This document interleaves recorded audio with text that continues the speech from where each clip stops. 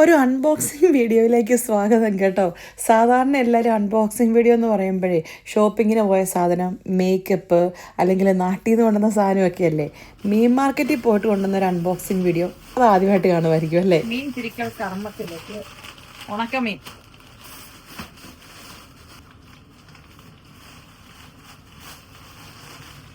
എന്തൊക്കെ പറഞ്ഞാലും എന്റെ സാറേ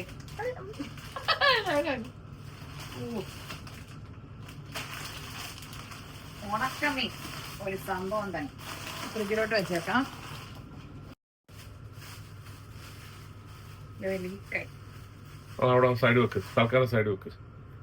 അച്ചാറ് ഞാൻ മുമ്പേ പറഞ്ഞില്ലേ, ഞങ്ങൾ കോട്ടയംകാർ ഇങ്ങനെയാന്നേ. എത്ര പച്ചമീൻ ഫ്രഷ് കൊണ്ട് ഫ്രണ്ടിൽ വെച്ചാലും ഉണക്കമീൻ കണ്ട അതേ ആദ്യം ചാടി പിടിക്കുള്ളൂ. അത് പാരമ്പര്യമായിട്ട് അങ്ങനെ. ഉണക്കമീനാണ് നമുക്ക് ഏറ്റവും ഇഷ്ടം.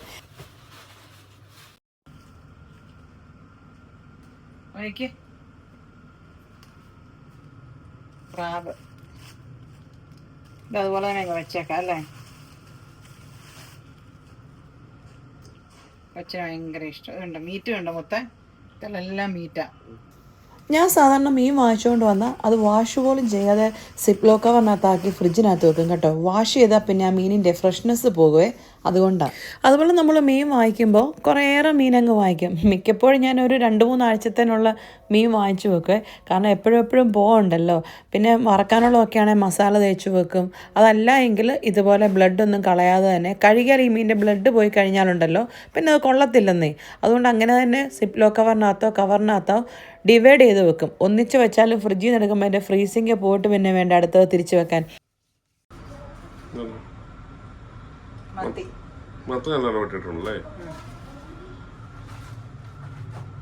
മുട്ടയൊക്കെയുള്ള മത്തിയ.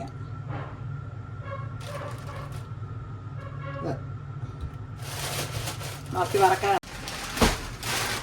ഇനിയാണ് മീനുകളിൽ മീൻ.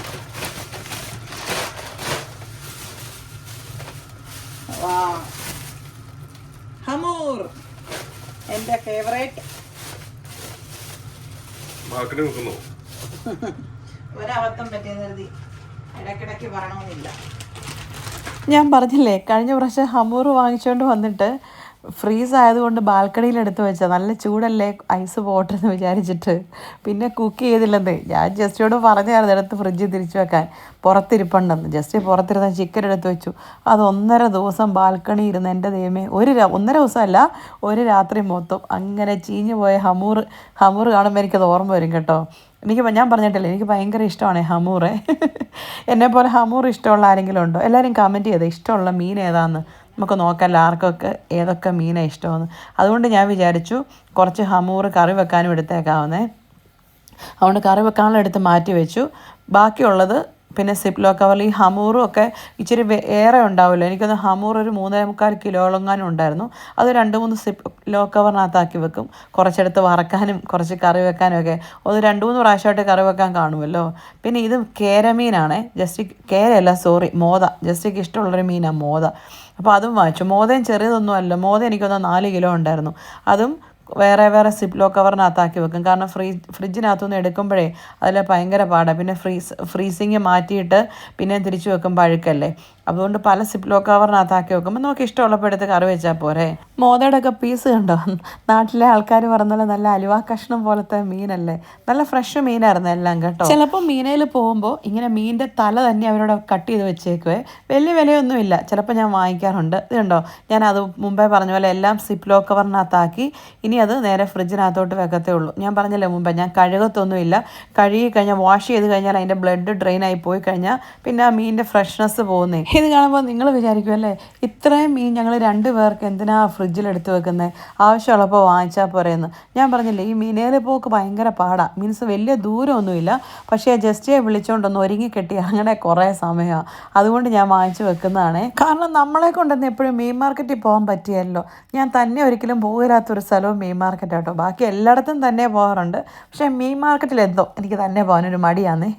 ഞാൻ പറഞ്ഞില്ല, അതുപോലെ മീൻ വാങ്ങിച്ചുകൊണ്ട് വന്നാൽ എനിക്കത് അപ്പം കറി വെക്കണം. എന്നെപ്പോലെ ആരെങ്കിലും ഉണ്ടോന്നേ, മീനൊക്കെ വാങ്ങിച്ചുകൊണ്ട് വരുമ്പോൾ അത് അപ്പം തന്നെ കറി വെക്കണമെന്നുള്ളൊരു, അത് എത്ര നട്ടപ്പാതിരായാലും കറി വെക്കും എന്നുള്ളത് കേട്ടോ. അല്ല പിന്നെ നമ്മൾ ഈ ഫ്രഷ് മീനൊക്കെ വാങ്ങിച്ചുകൊണ്ട് വന്ന് ഫ്രിഡ്ജ് വെക്കാനാണെങ്കിൽ പിന്നെ എന്തിനാണ് കൊണ്ടിരുന്നത് അല്ലേ? അത് വാങ്ങിച്ചുകൊണ്ട് വരുമ്പോഴേ ഇച്ചിരിയെങ്കിലും ഒന്ന് കറി വെച്ചില്ലേ പിന്നെ എങ്ങനെയാ? അത് മാത്രമല്ലെന്നേ, ഈ മീനൊക്കെ എന്ന് പറഞ്ഞാൽ നമ്മൾ പിറ്റേ ദിവസം കറി വെച്ചിട്ട്, അല്ല സോറി പിറ്റേ ദിവസമല്ല, തലേദിവസം കറി വെച്ചിട്ട് പിറ്റേ ദിവസം എടുക്കണം. അത് ഒരു ദിവസം ഇരിക്കണം.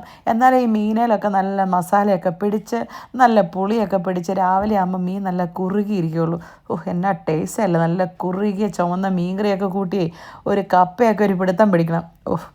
ഞാൻ പറയുമ്പോൾ തന്നെ എൻ്റെ വായിൽ വെള്ളം വരുന്നുണ്ട്. ഉണക്കക്കപ്പയായാലും മതി, ഇച്ചിരി കപ്പ വേണം അല്ലേ?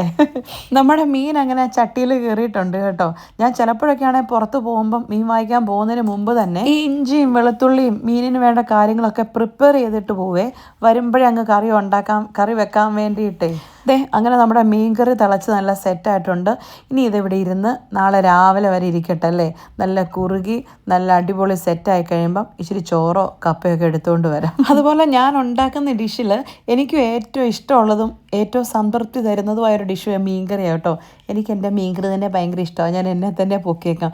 അതുമാത്രമല്ല, നമ്മുടെ ജസ്റ്റ് ഈ ചുമന്ന മീൻകറി ഇല്ലേ, കോട്ടയം സ്റ്റൈൽ മീൻകറി, അത് മാത്രമേ കഴിക്കുള്ളന്നേ.